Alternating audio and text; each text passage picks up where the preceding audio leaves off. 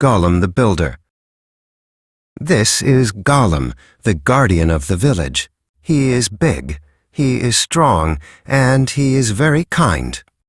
Every day he makes sure everyone is safe. The sun is starting to set. The sky is turning orange. It's time to build protection for the night. A little pink pig watches Golem, curious to see what he will do. To start, Golem needs wood.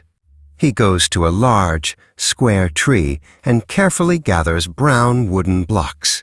He stacks them neatly. With the wooden blocks, Golem starts to build a wall. He places each block carefully. Tap, tap, tap, the wall begins to take shape. Wood is good, but stone is stronger. Golem goes to find gray stone blocks. He finds a lot of them near a small hill. Golem adds the stone blocks on top of the wooden blocks. Clack, clack, clack. The wall gets taller and much stronger.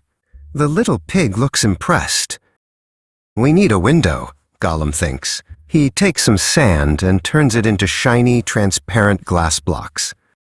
Golem carefully inserts the glass blocks into the wall. Now, the villagers will be able to look outside safely.